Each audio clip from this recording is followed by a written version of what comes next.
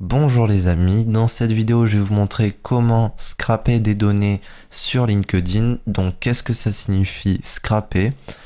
Donc sur Wikipédia on nous dit que le web scraping c'est une technique d'extraction du contenu de site web via un script ou un programme dans le but de le transformer pour permettre son utilisation dans un autre contexte.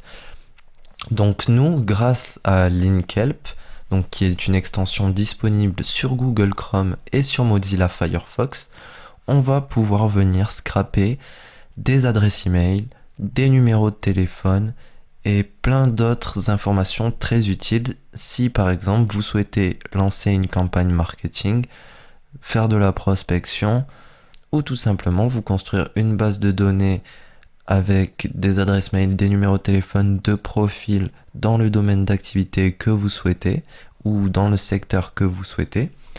Donc pour ce faire, on va avoir recours à la fonctionnalité Get Connections Info qui va vous permettre de scraper toutes les informations des différents profils en fait de votre réseau. Par exemple, imaginons que je souhaite récupérer des données de profil en relation avec le marketing. Donc je n'oublie pas de cliquer sur premier degré de connexion, c'est-à-dire les membres de mon réseau. Second, c'est les connexions de mes connexions.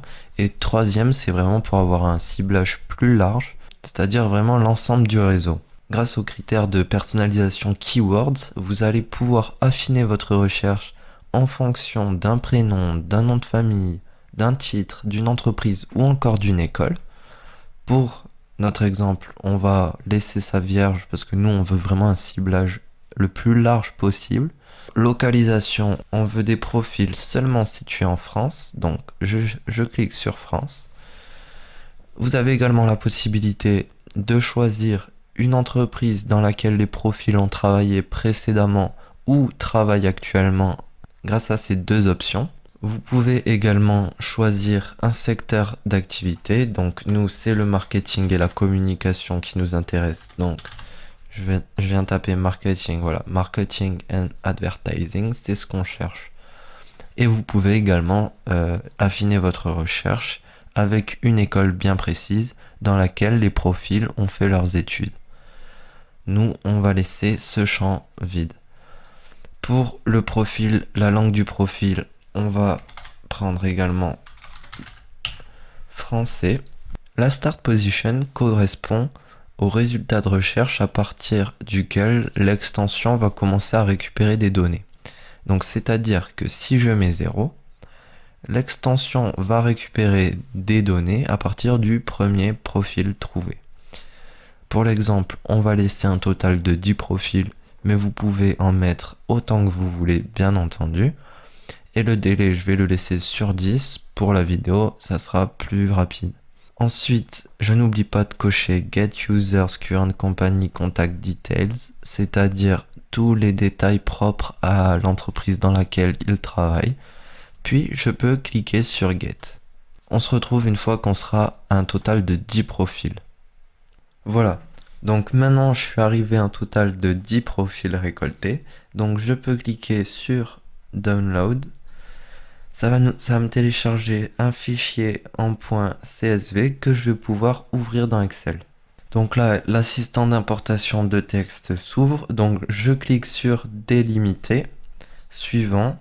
Je choisis le séparateur à l'aide des virgules. Ok. Suivant. Et puis je peux cliquer sur terminer. Donc voilà, là on s'aperçoit que j'ai ma liste email qui est juste là, avec le prénom et le nom de famille de chaque profil, le numéro de téléphone de chacun des profils lorsqu'il indique. Tous les profils n'indiquent pas un numéro de téléphone, mais la majorité le font. On a également le Twitter des profils qui l'ont détaillé.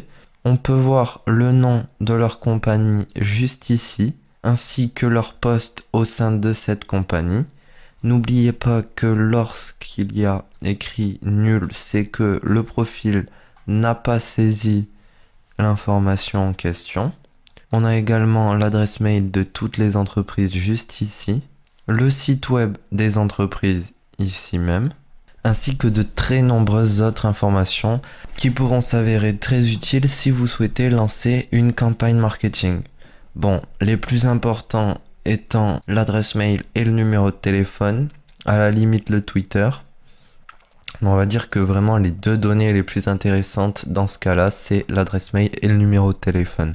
Ensuite, vous pouvez vous en servir pour les démarcher parce que vous savez qui sont en relation avec la communication et le marketing. Je vous remercie d'avoir suivi ce petit tutoriel. On se retrouve très bientôt pour de prochains tutoriels. Ciao ciao.